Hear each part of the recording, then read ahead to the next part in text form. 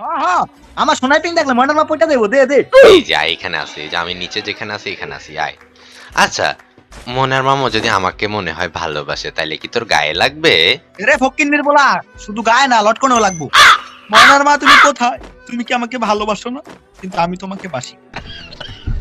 আরে ময়নার মার আশা ছাইরা দে, ময়নার মার মেবি স্কোয়াড শেষ, ঠিক আছে?